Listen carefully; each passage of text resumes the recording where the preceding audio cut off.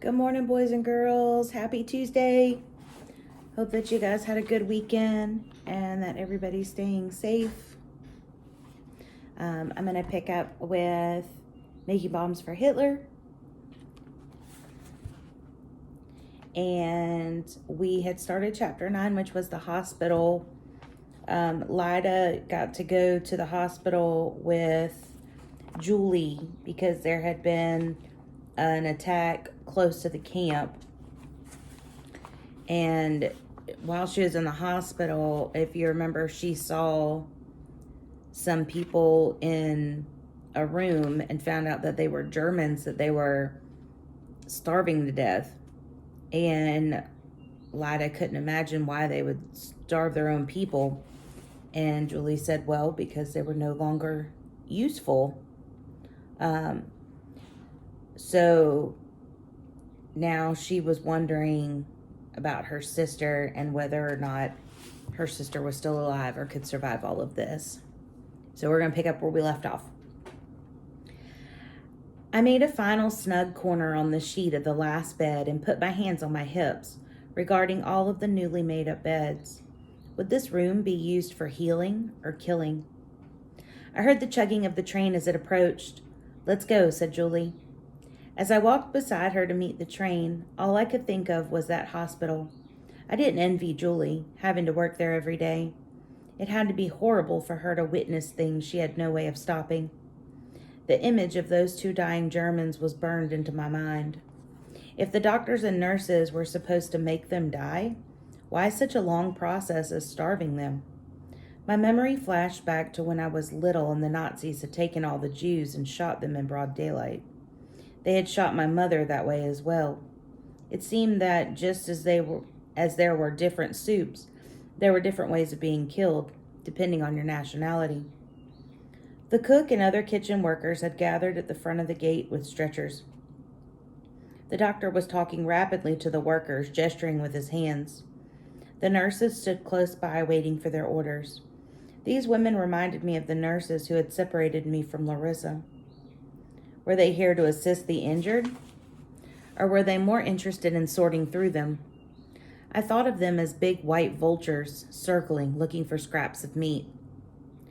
The train pulled up, and one by one survivors limped out of the train cars, gashes of red on their scalps and arms. Some held on to each other for support, trying to look less injured than they were. The nurses dispersed among the wounded, assisting those on the spot who just needed first aid, dispensing a bandage here, a quick stitch there. Those more seriously injured were seen by the doctor. Just then Xenia got off the train. She was cradling her left arm. Her dress hung in shreds, and she was splattered with blood, but she was walking. I wanted to help her, but Julie held me back. Don't call attention to yourself, she said. It will not help your friend. The doctor walked up to Xenia and did a quick examination of her arm. Surface scratches only, she said. You're lucky. He called a nurse over to dress Xenia's cuts and went on to someone else.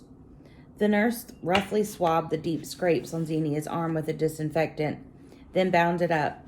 You can recuperate in your barracks, she said, turning to another worker. Xenia's face was white and covered with a sheen of sweat. I think she was probably relieved that her injuries were minor, but she still looked like she was in pain. She walked to where Julie and I stood. I guess she wanted to prove that she was still useful. I put my arm around her. Let me help you to the barracks, I said. No, she said, trembling. I'd like to stand here and assist if necessary. The next train car pulled up and the doors opened. 2 laborers carried out a third by the arms and legs.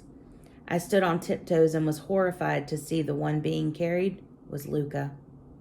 Stretcher, said the doctor, waving his hand to the kitchen workers. The cook and his assistant set a stretcher on the ground, and the 2 OST workers gingerly lowered Luca onto it. From where I stood, I could see that the entire top portion of one leg was covered in blood. His arms and face were also spattered, but seemed uninjured. Luca, I cried.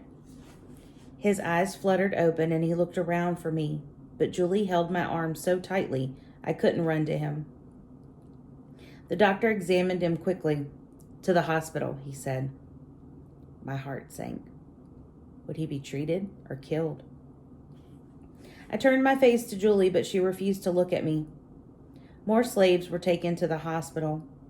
I have to go help them, said Julie, her voice cracking. She left Xenia and me standing there. I wrapped my arms around Xenia's waist. No, she said, pushing me away. I must walk on my own.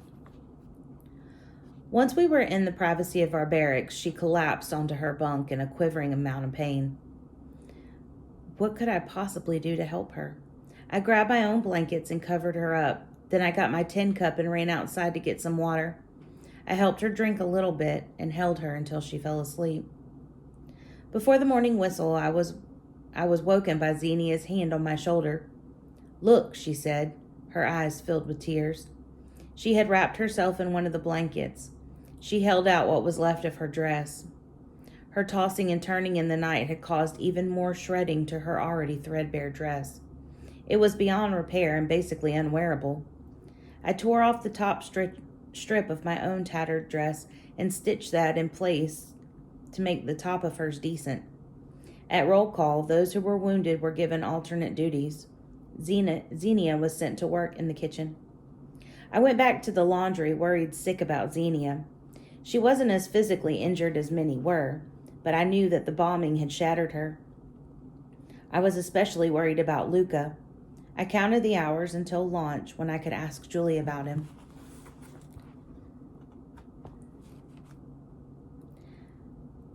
Inge acted as if the bombing had never happened. In fact, that morning she looked happier than I had ever seen her. I received a package from my husband, she said, her eyes shining like a child's on St. Nicholas Day.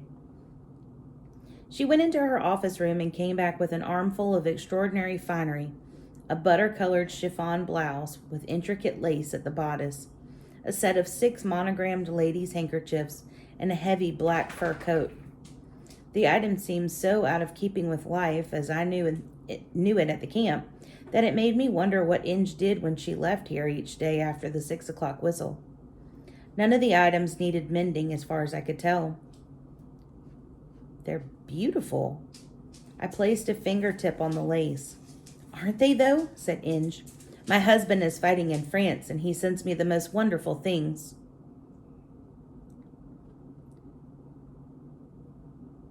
I knew all about the Nazi soldiers and how they stole.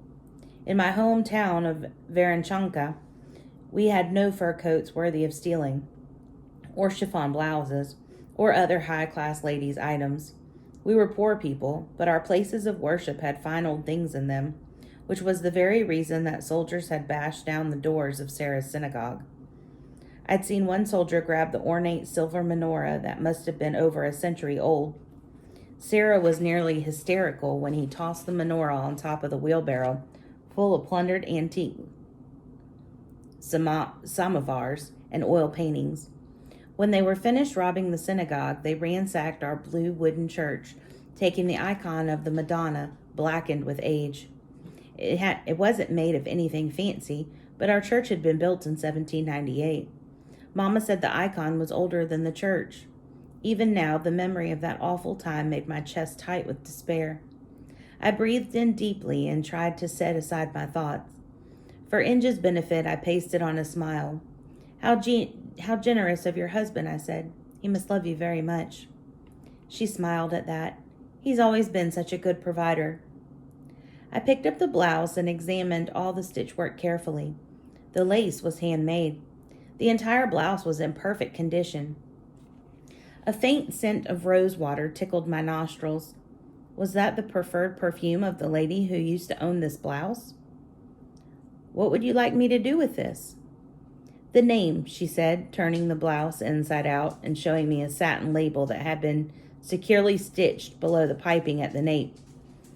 Delicate embroidered letters in fancy script spelled out, Madame V. Forchuk. Inge's stubby finger rested on the label. Can you remove that and embroider my name in its place? Who was Madame Forchuk, and how willingly had she given up this beautiful blouse to Inge's husband? I held the label close to my face to get a good look at the stitchery. The attention to detail for the stitch work on an invisible label was astounding. If I removed these stitches, the label itself would likely be left riddled with holes. Why don't I remove this altogether? Inge's eyebrows rose. Why? Because that's the easiest for you. I want the label, and I want my name on it. She took one of the handkerchiefs from the stack and unfolded it. The same faint scent of rosewater was released. A delicate pattern of butterflies and flowers was rendered in silk French knots.